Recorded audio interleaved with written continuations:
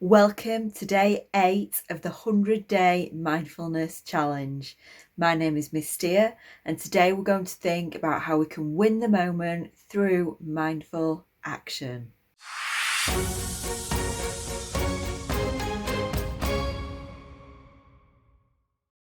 Remember, it's Wednesday today, so Mondays we do breath, Tuesdays we do emotion, and Wednesdays it is action. Let's begin by looking back to Alex and reminding ourselves of the kinds of thoughts that Alex is having on this particular day. Number 1, I want ice cream, but there's none in the house. Number 2, I miss my friends. Number 3, I'm bored. Number 4, I want to play on my game, but I'm not allowed. Number 5, my cat is mean. Number 6, my friend hasn't messaged me back. And number 7, I'm finding this work really difficult. These are the same thoughts that we've looked at on Monday and Tuesday, but I'm going to give you 3 new questions so that you can look at these from a different angle and explore some different ways of thinking about this. Number 1, are the things that Alex is worried about or thinking about, are they things that he can control or things that he cannot control? If we think about things that we can control, for example, it might be raining outside, so we can control whether we take our umbrella outside. We cannot control the weather though. We have no power to change whether it's sunny or rainy, if only we did. So when we think about things that we can control, it's things that we have power to change. Whereas in terms of things we cannot control, we cannot change the circumstances. Number 2, will focusing on this thought make the next moment for Alex better, worse, or the same? And number 3, if you do feel like his next moment might be pulled down by him focusing on these particular thoughts, then consider, where could he send his attention instead? What else could he focus on? As always, take as much time as you need to think, write, speak about these questions and answers, whatever you can do in your situation, and I'll see you in a few minutes.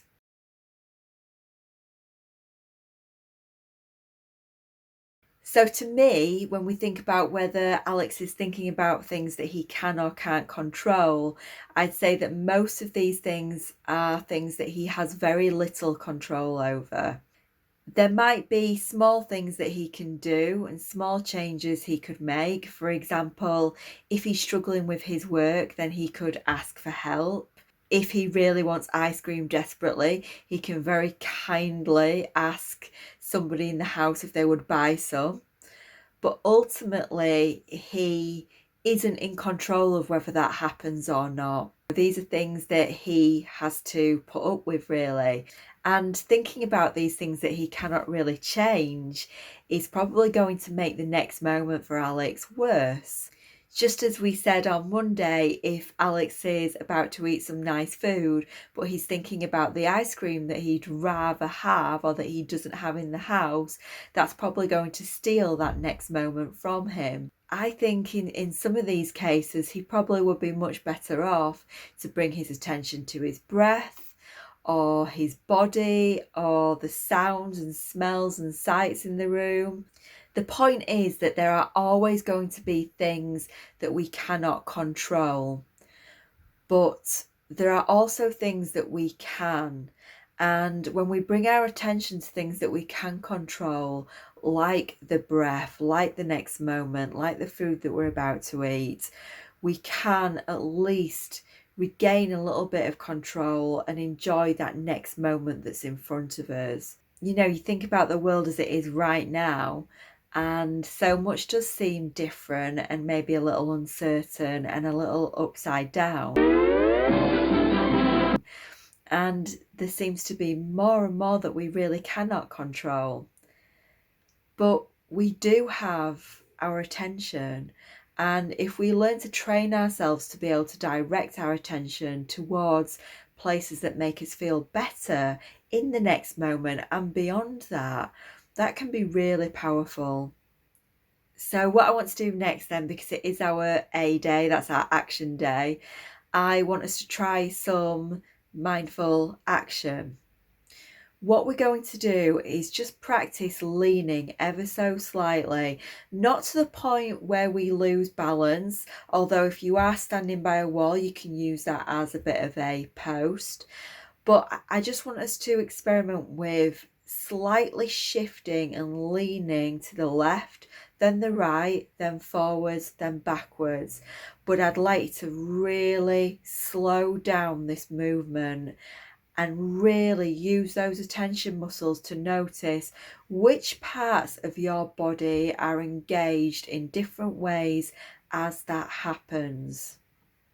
So making sure that you are being safe and careful in whatever space you are currently in, making sure that you are not bashing into furniture or any other people around you.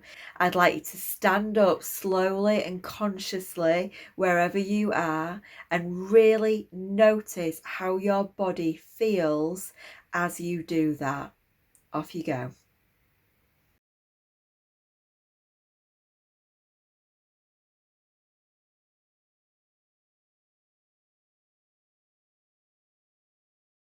I'd like you to begin by keeping your body weight in the center of your body. So that should feel as though you've got even amounts of body weight on your left and right foot. So let's begin by leaning over to the left side so that your body weight is shifting over to that left side, and your right foot on the ground becomes lighter. It doesn't lift off the ground, but just get really curious. Where do you feel this motion? How does your left leg feel now? How does your right leg feel now? Do you feel this motion anywhere else in your body? And bring your body weight back to center. And now we're just going to lean over to the right side. Just repeat what we just did on the right side. So your right leg now and right foot are taking the bulk of your body weight. Again, just notice how that feels. Whereabouts in your upper body do you feel that motion, as well as your lower body? And coming back to center.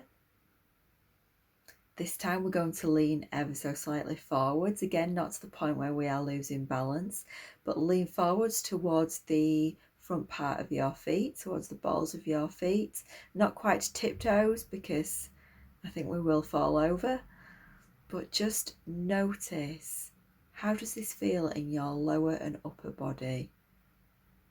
Which different parts of your feet are you using here?